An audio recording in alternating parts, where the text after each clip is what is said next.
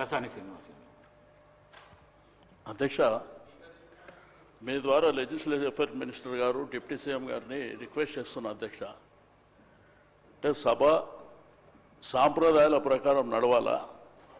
ఇప్పుడు మీ సభ్యులు మాట్లాడారు, మీ సభ్యులు ఇప్పుడు మీ ఇద్దరు సభ్యులు మాట్లాడారు అధ్యక్ష. గవర్నర్ గారి అడ్రస్ మీద ఈరోజు సెషన్ అంతా నడవాలి అని మీరు అవకాశం ఇచ్చారు అధ్యక్ష. ఇట్లా ఇంటర్వ్యూన్ అయ్యి మీరు ఏదైనా చెప్పాలనుకుంటే లాస్ట్లో చెప్పండి, అంతేగాని మీరు మధ్యలో ఇట్లా డిస్టర్బెన్స్ చేసి తూకిత్తా మైకిత్తా అనుకుంటా పోతామంటే మరి సభ నడుస్తుందా? మీరు ఆలోచన చేయాలి. ఎందుకంటే ఈరోజు సభ మర్యాదలని అధికార పక్షమే కాపాడలేకపోతే ఇంకెవరు కాపాడుతారు అధ్యక్ష? దయచేసి మీరు కూడా మా రిస్కులోకి రావాల్సినటువంటి అవసరం ఉంది అధ్యక్ష. వాళ్ళు చేతులు ఎవరు లేపంగానే వాళ్ళకి అవకాశాలు ఇస్తే ఏం జరిగింది 10 ఏళ్ళల్లో, ఇప్పుడు ఏం జరుగుతుంది? ఓకే, మాట్లాడతారు, జగదీష్ రెడ్డి గారు మాట్లాడుతున్నారు, వారికి అవకాశం వారు కంప్లీట్ అయిన తర్వాత మీరు మాట్లాడితే మాట్లాడుకోండి, అంతేగాని మధ్యలో డిస్టర్బెన్స్ చేసుకుంటా మీరు రాసుకొని వారు ఏమి మాట్లాడినో దాంట్లో మీరు రిప్లైలు ఇవ్వండి. అట్లా కాకుండా ప్రతిసారి మధ్యలో అంటే సభ నడవదు అధ్యక్ష. ఎందుకంటే మళ్ళీ వాళ్ళు మాట్లాడతారు, మళ్ళీ మేము మాట్లాడతామంటాము, మళ్ళీ మిగిలిన సభ్యులు మాట్లాడతామంటే అనవసరంగా సభ నడవదు అధ్యక్ష.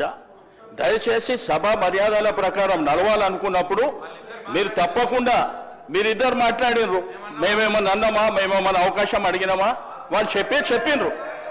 ఎందుకంటే ప్రభుత్వం సైడ్ నుంచి వాళ్ళు చెప్పిండ్రు, మా సైడ్ నుంచి కూడా గతంలో మేము ఏం చేసినాము, ఇప్పుడు మీరేం చేస్తున్నారు, భవిష్యత్తులో ఏం చేయాలనేటువంటిది మేము అడుగుతున్నాం, చెప్పాలి.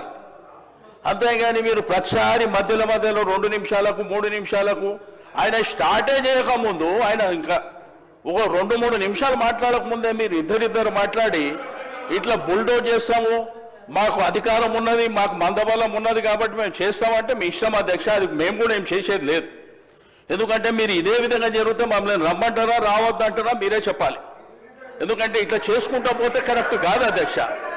కాబట్టి దయచేసి నేను గౌరవ శాసనసభ వ్యవహారాల మంత్రి గారికి, డిప్యూటీ సీఎం గారికి రిక్వెస్ట్ చేస్తున్నా, మీరు దయచేసి మీరు మీ సభ్యులని తప్పకుండా మాట్లాడేటువంటి అవకాశం అందరికీ ఉంటుంది. కాబట్టి ఆర్డర్ ప్రకారం మాట్లాడేటువంటి కార్యక్రమాన్ని మీరు నిర్వహించాలని చెప్పి నేను రిక్వెస్ట్ చేస్తున్నా. సభ్యులు తలసాని శ్రీనివాస్ యాదవ్ గారు అంటే ఏలనేని గౌరవము, మరి వారు సీనియర్ శాసనసభ్యులు, కానీ ఎవరికంటే వాళ్ళకి నేను ఇవ్వలేదు. గవర్నర్ ప్రసంగం పైన ఆది శ్రీనివాస్ గారు మాట్లాడినరు, మా ఈ సభ విప్పు, అందుకే వారికి అవకాశం ఇచ్చిన. తర్వాత మంత్రి గారు అడిగితే మంత్రి గారికి ఇచ్చిన. నా రిక్వెస్ట్ కూడా మీతో ఒకటే, ప్రతిపక్షాలకు గవర్నర్ ప్రసంగం పైన మాట్లాడితేనే మంచిది. డీవియేషన్ అయితే తప్పకుండా అక్కడికి వెళ్ళి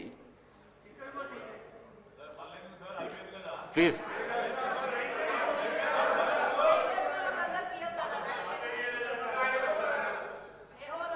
ఇప్పుడు మీరే చెప్పారు అధ్యక్ష, గవర్నర్ గారి అడ్రస్ మీదనే మాట్లాడాలని మీరు చెప్పారు.